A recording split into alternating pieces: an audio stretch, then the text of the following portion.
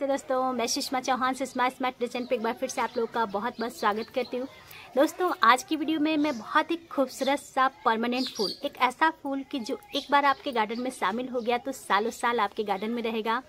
दूसरी इसकी खासियत होती है कि एकदम लो केयर पौधा है। अगर आप गार्डनिंग के शौकीन हैं और आपके पास पौधों के लिए टाइम कम मिलता है तो उस स्थिति में इस खूबसूरत से फूल को अपने गार्डन में पक्का लगाइए, क्योंकि इसके फूल जो होते हैं एकदम लो केयर होते हैं। इनको लगाना बहुत आसान होता है, कटिंग के जरिए भी बहुत आसानी से एकदम फ्री में आप अपने गार्डन में इसको शामिल कर सकते हैं। और कैसे इसकी देखभाल करें कि अगर ये आपके गार्डन में आ जाए तो सालों साल एकदम फूल देता रहे। बहुत सारी चीज़ें आज की वीडियो में ये फोरबिया से रिलेटेड मैं आप लोग के साथ शेयर करने वाली हूँ। वीडियो में बने रहिएगा, वीडियो आप लोगों को ज़रूर अच्छी लगेगी। चलिए दोस्तों, मैं अपना खूबसूरत से फोरबिया का पौधा दिखाती हूँ, उसको रिपोर्टिंग करती हूँ। रिपोर्टिंग करते समय किस महत्वपूर्ण बातों का ध्यान रखना है वो सारी चीज़ें आप लोग के साथ शेयर करती हूँ। तो ये देखिए दोस्तों, ये है बहुत ही खूबसूरत सा यूफोरबिया का प्लांट। इसको कई लोग मिली के नाम से भी जानते हैं। और ये वाला जो फूल होता है कई सारे कलर्स और वैरायटी में पाया जाता है। इसको मैंने नर्सरी से नहीं ख़रीदा है, इसकी एक छोटी सी कटिंग मुझे मिल गई थी और उस कटिंग को मैंने नॉर्मल मिट्टी में लगा दिया था और बहुत अच्छी खासी ये कटिंग लग भी गई है। और लग के देखिए इसमें फ्लावरिंग भी आने शुरू हो गई, नई नई शाखाएँ भी आने शुरू हो गई। अब मुझे लग रहा है कि इसके लिए पॉट जो है छोटा पड़ रहा है, तो आज की वीडियो में मैं इसको रिपोर्ट करूंगी और आप लोगों के साथ शेयर करूंगी कि इसको रिपोर्ट करते समय हमें किन विशेष बातों का ध्यान रखना है। ये जो फूल होता है एकदम लो केयर फूल होता है। और दूसरी बात कि ये एकदम सनलाइट यानी इसको खूब अच्छी धूप चाहिए होती है। यानी इसको जब भी हम लगाएं तो हमें ध्यान देना रहेगा कि इसको हमें सीमेंट या मिट्टी के गमले में ही लगाना है या फिर डायरेक्ट आप ज़मीन पे लगा सकते हैं। दूसरी चीज़ कि इसको बच्चों से थोड़ा सा दूर रखिएगा, क्योंकि इसमें कांटे काफ़ी खतरनाक होते हैं और थोड़े से भी बच्चों से टच हो जाते हैं तो उनको कांटे चुभने का डर रहेगा। तो जब भी आप इसको लगाएं तो अपने घर के किसी एक कोने में रखिए जहाँ पे बच्चे जल्दी ना पहुँचते हों या इसको टच न करें। वैसे इसके फूल काफ़ी खूबसूरत होते हैं लेकिन इसमें कांटे भी उतने ही खतरनाक होते हैं, इसी कारण से बहुत ज़्यादा लोग इसको लगाते नहीं हैं।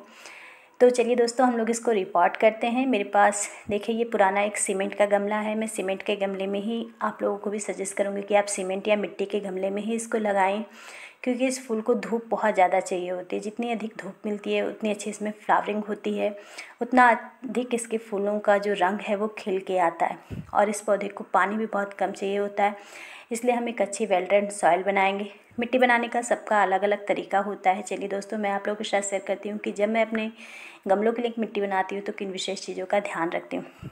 तो यहाँ देखिए मैंने पॉटिंग मिक्स के लिए जो रिवर सैंड है या कंस्ट्रक्शन बालू जो होती है वो बालू मैंने ले रखा है। एक हिस्सा मैंने बालू लिया है, एक हिस्सा मैंने अपने गार्डन की नॉर्मल मिट्टी ली है। आपके यहाँ जो मिट्टी है आप उसको ले सकते हैं। और एक हिस्सा मैंने लिया है यहाँ पे किचन वेस्ट से बनी हुई कंपोस्ट और 2 चम्मच के आसपास या 1 चम्मच आप कह सकते हैं ये है कैल्शियम नाइट्रेट के दाने।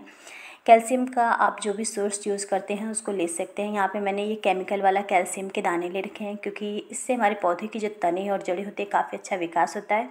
इन सब के साथ साथ एक अच्छा फंगिसाइड आप ले सकते हैं। अगर फंगिसाइड नहीं है तो आप नीम की खली ले सकते हैं। मेरे पास इस समय नीम की खली ख़त्म हो गई है तो मैं फंगिसाइड का इस्तेमाल कर रही हूँ।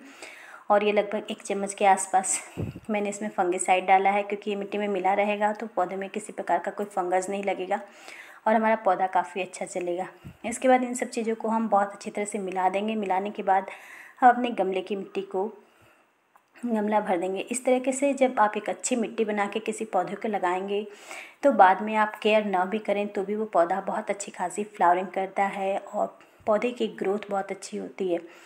क्योंकि कभी कभी होता है तो ऐसे कि हम पौधे को लगा देते हैं लेकिन हमारे पास इतना टाइम नहीं मिलता है कि हर रोज़ हम उन पौधों की ध्यान दे सकें, उन पौधों की बहुत अधिक केयर कर सकें। तो इसलिए शुरू में ही हमें एक अच्छी मिट्टी तैयार करनी होती है। और जब अच्छी मिट्टी आप तैयार कर लेंगे तो फिर आपको बाद में बहुत अधिक केयर करने की आवश्यकता नहीं होती है। और यहाँ पे मैंने आधा गमला भर लिया है। आधा गमला भरने के बाद चलिए मैं इस पौधे को निकालती हूँ। इसमें कांटे हैं, इसको हमें बड़े ध्यान से निकालना पड़ेगा और इसलिए मैंने इसमें पहले से ही पानी डाल दिया था ताकि इसकी मिट्टी थोड़ी सी नरम हो जाए। और इस तरीके से किनारे से हम लोग ठोक ठोक के इसको निकाल देंगे। अगर आप इसको नर्सरी से भी ला रहे हैं तो निकालते समय बहुत ध्यान दीजिएगा, क्योंकि इसमें कांटे बहुत अधिक होते हैं और बहुत तेज़ इसके कांटे होते हैं।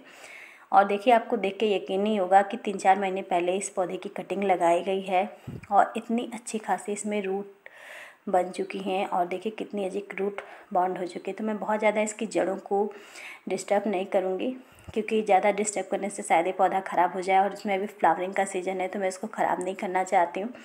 और मिट्टी मेरी नॉर्मल मिट्टी है इसलिए मुझे कोई टेंशन नहीं है। और बस इसको मैं अपने गमले में रख के ऊपर से जो हमने पॉटिंग मिक्स बनाया था वही मिट्टी दोबारा से मैं डाल दूँगी और चारों तरफ से इस गमले को भर दूँगी। और ध्यान रखिएगा कि कम से कम 1 इंच या आधा इंच गमला आपको खाली रखना है, क्योंकि बाद में जब आपको फर्टिलाइज़र डालना होता है या पौधे की गुड़ाई करनी होती है तो उस समय अगर हम पूरा गमला भर देते हैं तो हमें दिक्कत होती है। इसलिए मैं गमले को थोड़ा सा 1-2 इंच खाली रखूँगी।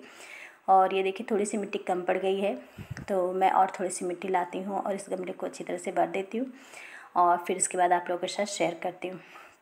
तो ये देखिए दोस्तों, मैंने और थोड़ी सी मिट्टी ला के गमले को अच्छी तरह से भर दिया है। और हम सभी जानते हैं कि जब भी हम किसी पौधे को लगाते हैं तो सबसे महत्वपूर्ण काम होता है उस पौधे को पानी देना। पानी देने के बाद इस पौधे को हम लोग कम से कम 2 या 3 दिन के लिए किसी छायादार स्थान पे रखेंगे, जगह पर के रखेंगे, क्योंकि पौधे को जब रिपोर्ट किया जाता है तो पौधे थोड़े से शॉक में जाते हैं और उसको आप डायरेक्ट सनलाइट में रख देंगे तो उस समय पौधे जो होते हैं थोड़े से ख़राब होने का डर रहता है। वैसे इसकी जड़ों को मैंने हिलाया नहीं है तो ये ख़राब नहीं होगा, लेकिन फिर भी प्रिकॉशन के लिए मैं इसको 2 दिन तक किसी छायादार स्थान पर रखूँगी और फिर उसके बाद 2-3 दिन के बाद मैं इसको धूप में शिफ्ट कर दूँगी।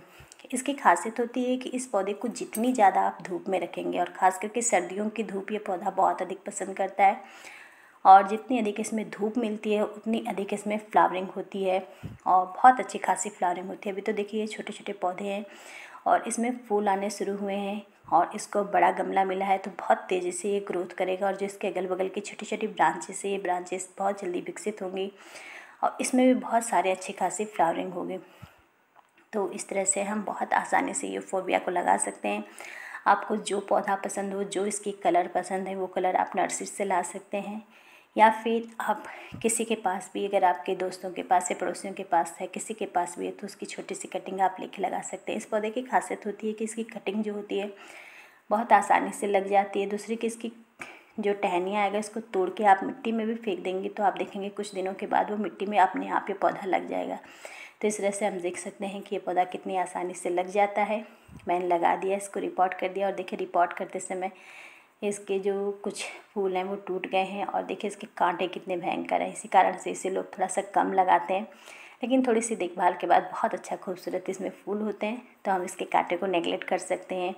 और इनके फूलों की खासियत होती है कि एक बार इस पौधे में अगर फ्लावरिंग हो जाती है तो इसके फूल जो होते हैं कई महीनों तक सूखते नहीं हैं, जिस कारण जैसे जैसे इसमें फूल आता है तो पूरा जो फूलों से ये पौधा भर जाता है, तब इसके कांटे दिखाई नहीं देते और बहुत ही खूबसूरत ये पौधा लगता है।